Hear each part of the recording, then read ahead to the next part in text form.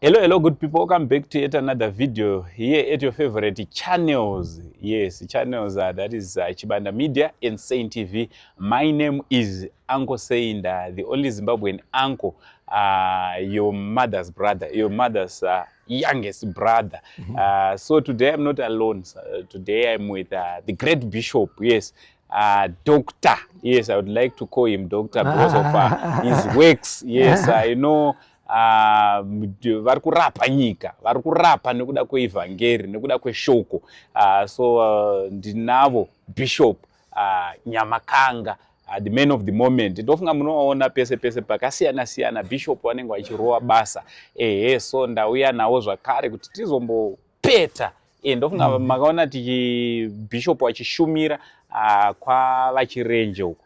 Asi nhasi tati aiwa hatingangopedze takadaro. Because bishop vane mashoko avaida kuti vange vari vanosvitsa kwamuri. Saka tauya, asi chekutanga subscribe, turn on your notification bell so that every time we upload a video you'll be notified. Also don't forget to follow us on our Facebook pages, Chibanda Media and Saint TV. Also I'm on TikTok as Uncle Saint. Bishop Magadi Dr. Bishop. Sekuru wenyika. Aiwa, Magadi ango. Tinosimba Magadi It's Bishop. pleasure to have you here. Tinotenda. Thank you very much nekutitendera ukukuonai on your busy schedule. Mwari ngakudzwe. Tinotenda. Sanganai nemhuri yeZimbabwe. Mhuri yeZimbabwe tokuchingamidzai makadiko. Mwari wakuitire zvakanaka. We are here. Yes. With Uncle Saint. Aiwa, thank you very much. Amen. First and foremost, I would like to thank you Yes. for being part of the Chirenje's journey. Yes, you fought a good fight. Mwari ngakudzwe. Yes, tikada kutarisa kuti zoni nyaya yechirenje yakanga ine mixed feelings. Kune vanhu vakawanda. Also, the chirenje story yakanga indori nekakutyisa mukati. Zvekuti vanhu vaitoshayiwa kutoti why zvinhu zvaifamba sekudaro. But imi makaramba makamira. And we thought kuti mabishopu, maprophets, makuru, they were going to be part of the journey. But takazoona kuti vazhinji havana kuda kumira nenyaya iyi. Ngatidzokerei kurwendo rwenyaya iyi. Chimbotipaika background kekuti mimi makapinda sei panyaya iyi. Alright, maita Uncle Saint. Mhuri yeZimbabwe, thank you so much. Ine ndakapinda panyaya iyi kuburikidza na Vaminas Chibanda. Alright. Vaminas Chibanda, I remember, I think it's 2 years back. Alright. Yeah. Vakatondisira message kavideo. Vachitondiratidza. Ndikati what no, I want to say something panyaya iyi because yadzoka ya involve a father figure, a man of God whom we look up to. Yes. Tiri sesu nekuti munhu mukuru. Saka I want to kunzwa kuti zviri kufamba sei. That's when I got involved. From then vandaita video vatazoramba tichingoita until kusvika tasvika patiri. Alright, tichitarisa nyaya iyi kuti yaifanira kuva simple sezvo yakangozoita pakupedzisira. Ndo zvaifanira yakangoitwa pakutanga. But zvakatora makore kuti tinge tiri tinosvika apa. Tingati painzwi kwaMwari here apa kana kuti zvakanga zviri zvenyama zvakanga zvichitoitika? Zvaitika zvakanga zviri zvenyama. Alright. Nekuti dai zvakanga zviri painzwi kwaMwari, Mwari vari mukati mazvo, nyaya ingadesa kutombotora nguva yakareba. We also considering people involved. Kuti church leaders, especially kuna baba vedu baba Chipunza, kuti nyaya itofanira kunge yakatogadziriswa nekukurumidza, considering the fact that he is the father figure as far as Christianity is concerned in Zimbabwe. All right. Exactly. All right. So we've got a lot of Christians out there who are having challenges with, men of God. Some are having my challenges with my prophets. You find that there are a lot of people who came to me during the time we were dealing with the Chirenje's issue, complaining that there's Pastor so and so. He took my money, but now he's failing to pay back. There's Pastor so and so. You see, that car is driving. He didn't pay the amount in full. Now he's telling me stories. Yet these are the same people who are not as wrong. No, they are not supposed to be doing that. Prophets, mafundisi in the community, vanhu vafanira kunge vari vanochema, especially panyaya dzemari, panyaya dzezvinhu zvinoinvolva mari. Munotowo kudii nemacases ewo, because akawanda kunze uko tine vana vakawanda vano vechechi, vamwe vakatosiya chechi because of their prophets and pastors. Angosendi nyaya yemataureka mukuti vange muri kuprofita zvinhu zviri mupfungwa mangu kuti after taona nyaya yaBaba Chipunza, Bishop Chipunza, and also Baba Chirenje, I've come to realize kuti no, mafundisi tine dambudziko rekuti we defend each other against mwana wesangano. Mwana wesangano akaita problem, akauya kwamuri mimi Angosendi, achinditi mufundisi Sendi, ndakanganiswa na Bishop Nyamakanga, imimi munotora side rangu. Achimurikuona, tosiya mwana wesangano akaita se, akadaro. Ende tine tsika yekuti soldiers comes and soldiers go. Achimurikuona, sakura kuti mwana wesangano anogona kuenda. Ana basi nyakabuda church, ana basi, but vana wesangano panobuda machechi, vanenge vakuwadzwa. Mwoyo yavo yavhiringwa, yabvarurwa, because my pastors, my bishop, my prophets, they are doing a lot of things and they are not accountable. So pamataura apa nanchifunga zvinhu zviri mandiri kuti after this tine Zimbabwe Council of Churches inoprotectana ikoko vanoita zvema mainline churches, tine Zimbabwe Network of Churches vanoitawo zvavo, tine Evangelical Fellowship of Zimbabwe vanoita zvavo. Saka vakatadzirwa, vanovesangana vakatadzirwa, vakaenda kumafundisi ikoko, zvinongotsikwa-tsikwa, zvopera zvakadaro, and life move on. So why can't we start an organization? For a good example, we can call it Zimbabwe Bishops Council. We can call it Zimbabwe Pastors Council. We can call it Zimbabwe Clergy's Council.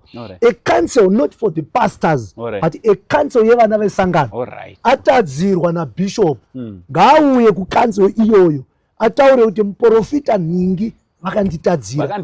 Tomudaidza kana achisubscribe ku Zimbabwe Council of Churches. We approach them. Where Zimbabwe Council of Churches, where EFZ, we write a letter. We call them for hearing. Why? Because we want to protect the flock. Because my flock haana kwekuenda. I'll give that Muhammad. That was zviri kubatika. Nachita na vachibanda. Pane munhu angari panapa nezuro because of nyaya Baba Chirenje. Achitaura zvaakaitirwa namufundisi wake. Zvikusanganisa nyaya dzedzimba dzemastenzi nemari. And I to call him akauya, fortunately he came. Ndikamuudza ndikati munhu waMwari, mukabatwa naAngosendi nanachibanda chechi inodona. Ndikamuudza ndikati vakomana vakawere vakubata zvikapinda pasocial media, ende vanhu vamuri kutadzira ava mukaona vaapproacha vanhu vaya havasisina chekuluza, because kwavari votaura kuti tisi takaita takatoluza. Saka sort out this, and fortunately akaagree.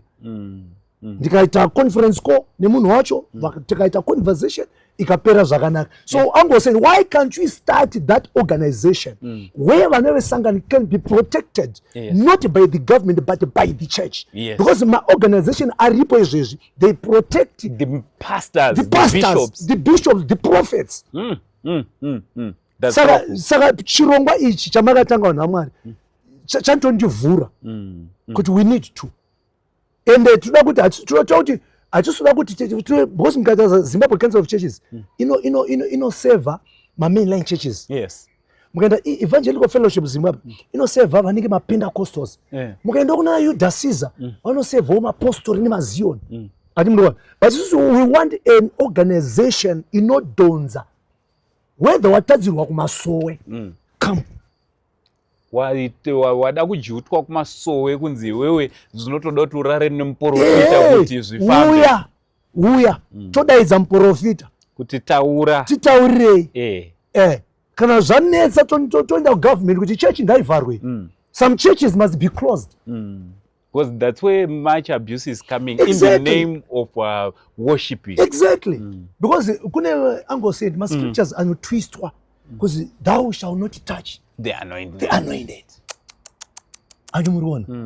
This is Old Testament. Asikuda kuti titende tsanangwe zvakazara. But akangozonzi thou shalt not touch the anointed. Unotora ma cases. Saka anozimara angoti ndoenda ku. No, I've got someone who came to me saying, Uncle saying these are the prophet you used to put on your platforms, and this prophet wanted this and this, and it was it was hell.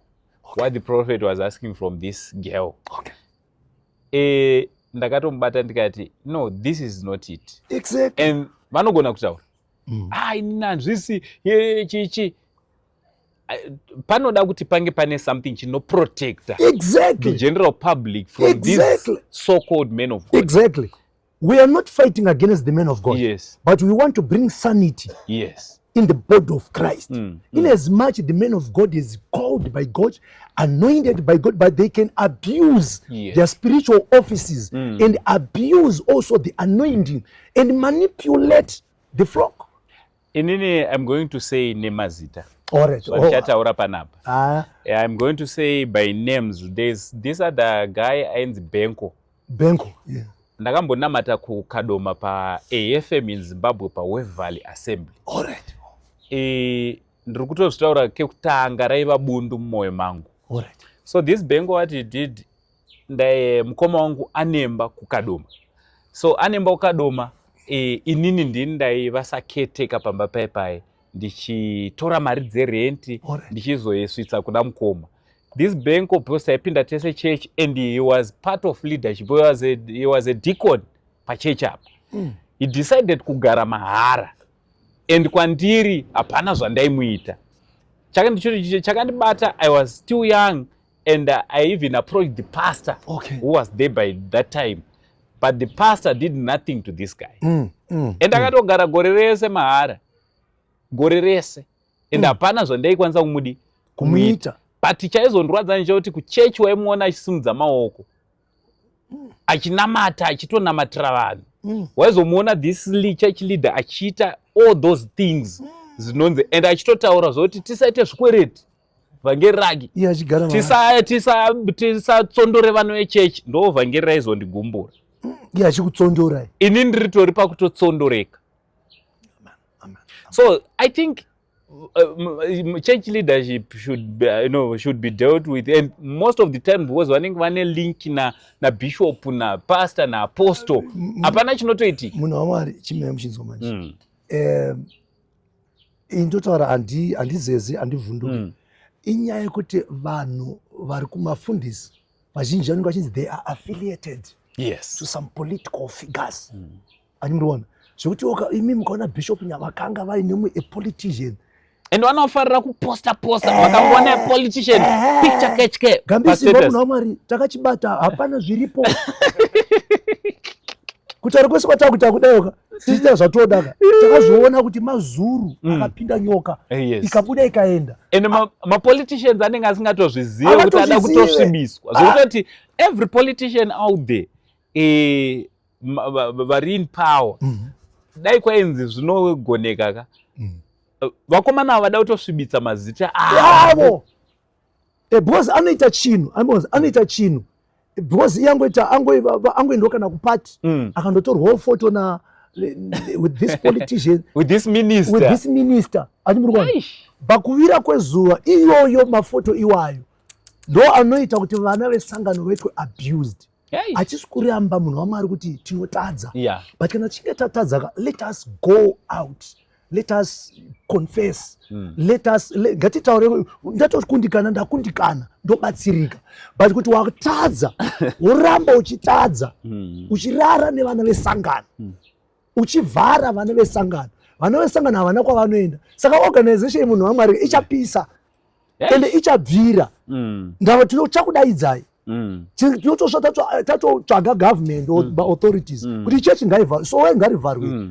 We have got macases akadai. Tine macases akadai. Munhu so-called men of God. Zvimwe zvacho tinotaurirana. Munhu wamwari taurirane nemunhu wenyu. Zvichiri kutsurika. Zvichiri kutsurika. But zvisingachatsurike just imagine kuti 4 years. A man of God.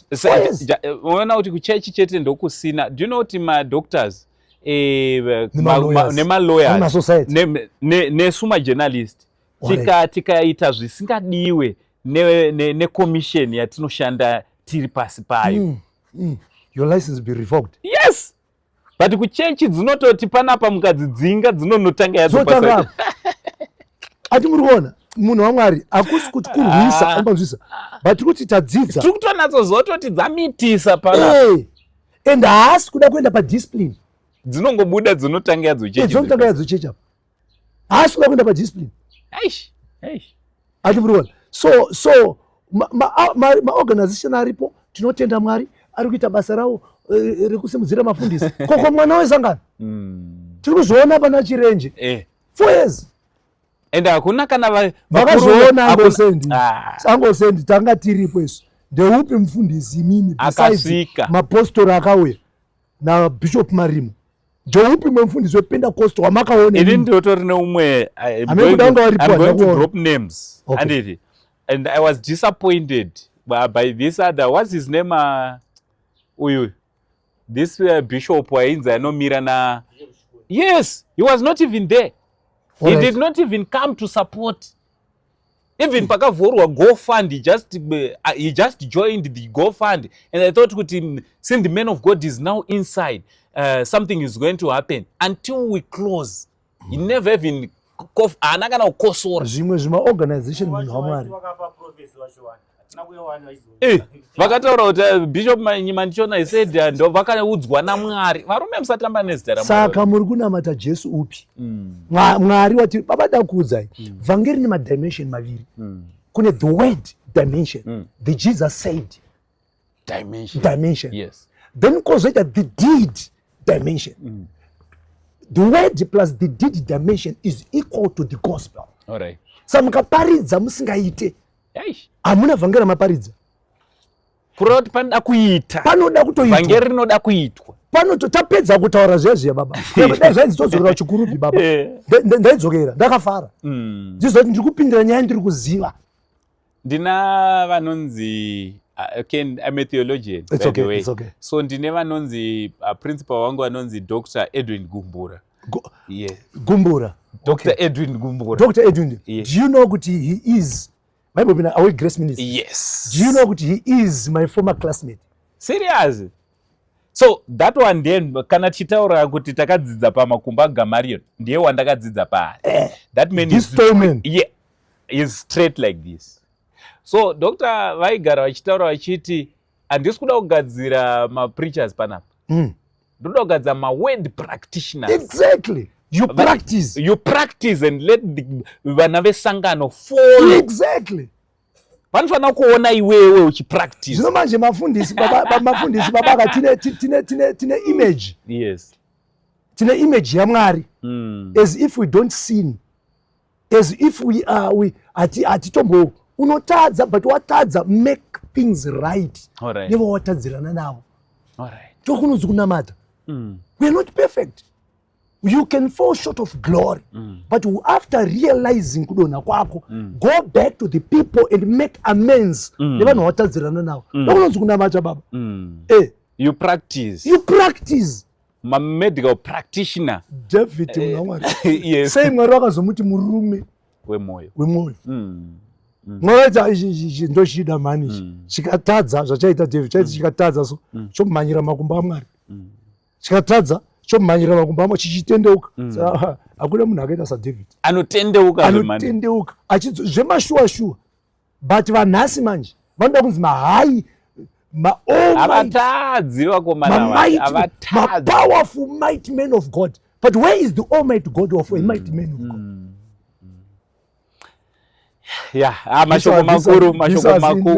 Mashoko makukutu. Makasunguka unge muri munonyora comment section about that. Motinyorawo kana mune dzamokapindwa nadzo kumachechi.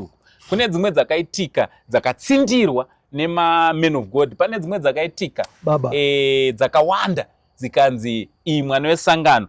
Vamwe vakatopesera wabuda chechi yavakanga yaifana kutobudwa namunhu waMwari. Ndiye yaifana kutobuda muchechi. But vana vesangano vakatobuda vakawanda. tiri papo zvakare vana veZimbabwe vakabata basa, vakabatirana pana chirenje. Mari haina kubhadharwa naAngoseida, haina kubhadharwa naChibanda Media, tina kubhadhara mari.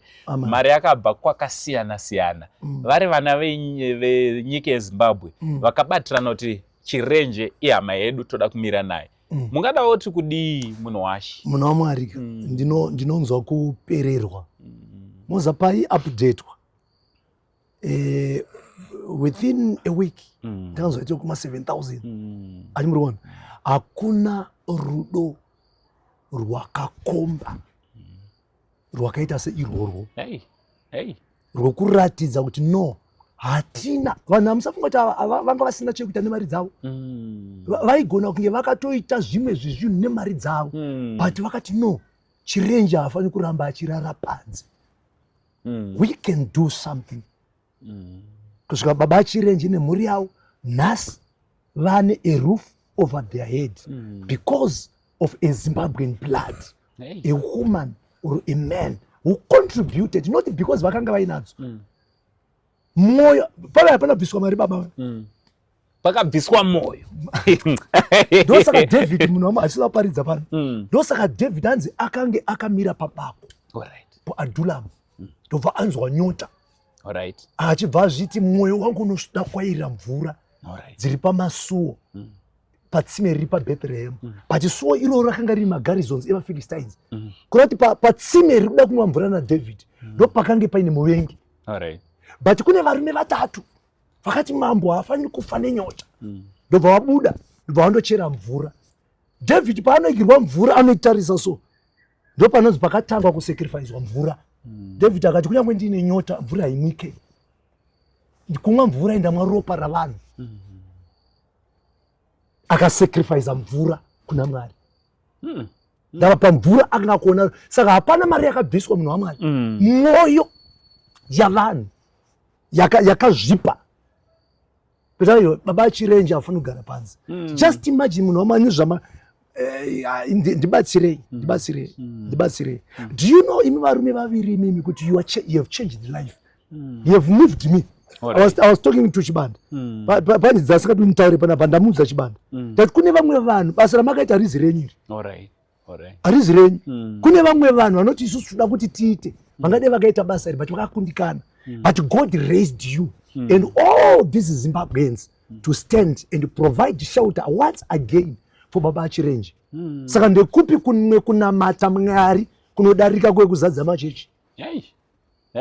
Imoda Mwari wekuzadza machechi. Muye mose tinamata Mwari muchizadza machechi muchitamba ukoko. Ichechi yakatokwana yakazadzwa. Ndizvo ndikuweza kutaura kumurombo. Ichechi kai. This is the church. This is the 25,000. 25,000 plus. Why? Because kumashure kamakore esava ndo the same people vaichengeta chirenje. Exactly. Haisi 25,000 munhu waMwari. Musakanganwe masola akaiswa. Musakanganwe vakaklina. Hasi mahara kaya. Mwoyo yavo yakatakura zvinhu zvavaitoti pamwe achiklina kuti Mwari dai mandiitirawo ndiri kuzviita kuti Mwari zita renyu rikudzwe. Amen. Ndozvavaita. Munofunga kuti vanga vasina kwekuenda nevanhu vese vakaungana naye baba. Vanhu just imagine muno muZimbabwe and you give up to yourself. Azviitwe nemunhu baba 25,000 plus within less than 30 days. Within less than 30 days. Azviitwe nemunhu zvinoitwa naMwari. Vanhu ava nava venyu munhu waMwari. Mwari wekudenga tingatadze kuti todeclare seko totaura kuti kudiko but Mwari wekudenga ngavaropafadze. Amen. Izvozvo zvega Mwari wekudenga ngaite se ende ngazvirege kugumira ipapo. Ende ngavasaneta. Shoko raMwari tanzi musaneta kuita nekuti munguva yakafanira you shall reap. Saka ngazvirege kugumira pana chirenje. Somebody is coming. Wamusiri kuziva imimi. Watiri kutomboziva achauya futi ngaabatsirwe. Abatsirwa zita raMwari ngarikudzwe. Ndichipedzisira munhu waMwari. Sometimes tinopa kwete kuti tiropafadzwe. Tinopa nekuti tinoda. Amen. You can say that again. I always tell these people Okay. kuti Uncle Saint whatever he's doing hatisi kuzviita. For years I've been doing this zve-charity. Hatisi kuzviita nekuda kwekuti ndinazvo. In fact, ndinotoitira vamwe vanotova nazvo kupfuura inini. Handina imba ini. Chinokupusha. Muri kuona? Chirenje taitoita imba yachirenje, but inini ndinotoroja rooms dzangu. Musina. So, handitorina imba. Ndapedza ikoko kwachirenje, ndikuno landlord anenge achitoona achiti tiri kuona basa ramuri kuita, asi chibhadharaiwo rent. Iva vanhu vaMwari. Ati munzwa. Panomwe achamutswa naMwari wamusingazive. Achatokuropafadzai neimwe nzira yamusiri kuziva. Alright. Nekuti Mwari mukuita kwavo vakatendeka nguva dzose. Ndosaka ndati rudo rwamuri kushandisa. Dai maishandisa ma-resources. Kuti dai maiti rekedza ndipe kuti ndiropafadzwe. Ndosaka muchinzwa very very simple verse. For God so loved the world that he gave his only son. Mwari havana kupa mwana wavo kunyika. Nekuti Mwari vanga vaita nzara yekuti ndoda kunamatwa. Ndosaka muchinzwa chinzi munhu hawana akatendeuka havazi Mwari vanofara. Ma-angels ndo vanofara kuti kwatendeukwa. Mwari havafari because kutendeuka kwemunhu kuna Mwari is not a gain. Kuyeduka kuna Mwari is not a loss. Ati muri kuona. Saka Mwari vakapa nekuti vaida. Love. Rudo rwakavapusha. You are just demonstrating his love. Exactly. Do these people know how much I love them? So zvamuri kuita imimi nezvakaitwa nemhuri yeZimbabwe vari kudemonstrata rudo ruri mavari. Saka Mwari vanozokuropafadza nekuti vaona rudo rwapfachuka waitira munhu wausingafanire kuitira. Ndogara nchiudza vanhu chinhu ichi mandinofamba kuti Uncle Saint tinoshuwa kuti muitirwe zvakati kune wevhu rekutengerwa mota mazuva ano. Tinoshuwa kuti mutengerwe mota. Come on guys, handingarambe kana ikange yauya. But inini mandiri I think maonero angu zvakatoringana nekuti ndiri mutano kutaura kuno. Amen. Iripo time yandakamborwara yezvekutadza kuita chii ndakatarisana nerufu, but Mwari vakatendera kuti chirega kutonge uchirwara. Iva neutano. So for me, that's enough. It's more than enough. It's a blessing. Seeing my kids going to school every day, Amen. Excelling in pazvidzidzo zvavo, for me it's more than enough. Amen. Kana ndichinge baba kutozofamba nemota ibonus. Amen. Kutonzi ndine shelter for me it's a bonus. I love that. So chinonzi kuropafadzwa naMwari ndogara ndichiudza vanhu vanoitira vamwe vanhu zvakanaka. Hakusi kuti kuva nemari. Mari handina. But you're healthy. Your kids are going to school. Handizikanwa chipatara ndichinotora mapiritsi eBP kana shuga. Handina mwedzi wandinonzi ndinonorara kuparire nyato. Handinende nemwana wangu pagomo. Amen. That alone for me, it's a blessing. On its own. Rakakurisa baba rekuti ndikanzi ndiverenge zvikomborero, it's one of them. Izvezvi kutaura kunoku, pane munhu atoita tsaona akatofa. Watisiri kuziva. Tatodriver baba tikatenderera tikakwidza nekudzika. Totodzoka tagara panapa inini. Inyasha. A blessing on its own. Saka chinonzi ropafadzo for me, it's more than motikari. Because unogona kuti wanayo GD6 asi uchirwara. Chinonzi ropafadzo for me, kuva a happy family. Kuva nemudzimai nemurume wamuri kunzwanana. Kana matozwane mari added. An added advantage. An added blessing. Added blessing. That's not the real blessing. Vamwe taita dambudziko tidzidzisei munhu waMwari. Vanhu vari kuita dambudziko rekuti tikaona vanhu vane mba yakanaka semba yenyu, tikaona vanhu vane motikari dzakanaka, vanhu vane madzimai toti uku ndokunonzi kukomborerwa. Hakusi kukomborerwa. Hamuzive kuti imba izovapo chichakaitika. Zvimwe zvacho zvinochiwa nevanhu, vamwe vari kupinda muurombwa. Mumwe wototi nemukadzi pamwe atori mudzimai womumwe murume there are a lot of things. Atimona, but ropafadzo raMwari, shoko raMwari rinoti chikudii? Ropafadzo raMwari ndiro rinopfumisa. Alright. Kurova kuti chiri mumunhu iropafadzo. Exactly. Kuzopfuma You have a manifestation of the blessing of the Lord. Amen. Saka kuna vanogona kunge vaine dzimota nedzimba baba but vasakuropafadzwa vakatotukwa but vainazvo vachitodzidhiraivha because chinoita kuti upfume according to God it is his blessing which is spiritual iri matiri sekutaura kwamaita iri matiri iyoyo ndo inoita kuti tipfume. Saka as much as vanhu vachindinamatira Uncle Saint I appreciate ndotenda Mwari but ndonamata zvakanyanya kuti Mwari mukatipawo mazuva akawanda tione vana vedu vachikura tibate vazukuru for me ndoropafadzo. Tinavo vanhu vakanga vane mari vakawanda vasina kupedza vatoona kana mwana wake haana kutozoona kana muzukuru asi mari vakanga vana. Munhu waMwari talk of Michael Jackson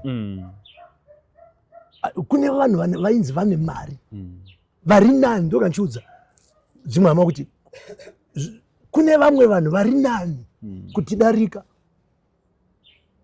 but who are not here today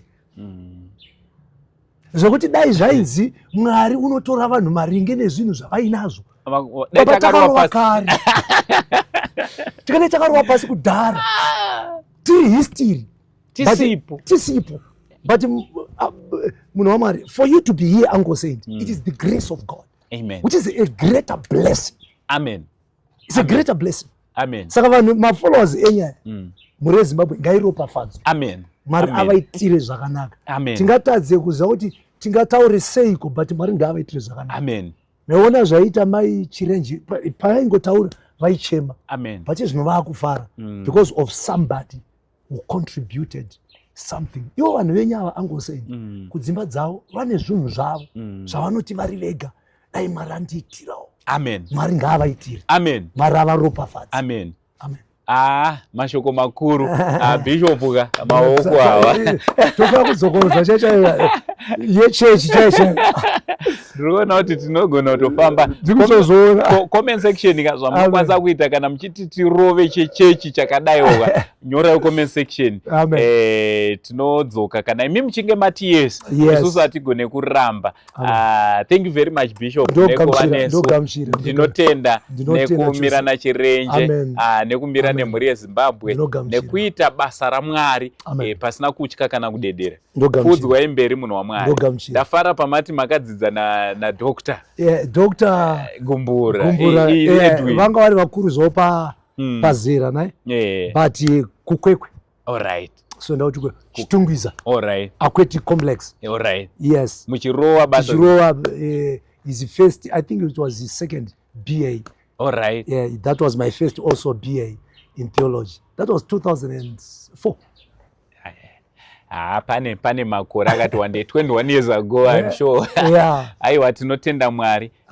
Thank you very much muri yeZimbabwe. Mwari wekudenga kuitire zvakanaka. Tichida kuti big shout out kuna Chief Chibanda vakatibatira mushini. Aiwa tinofamba tese mukangoona zvadai we'll be together. Tichasangana zvakare tina Bishop pama programs anoteera. Imimi chiitai muchinofollowa zvakare is a Facebook page rakanzi Bishop Kelvin Nyamakanga. Also ngachida kuti Bishop Kelvin. Yes.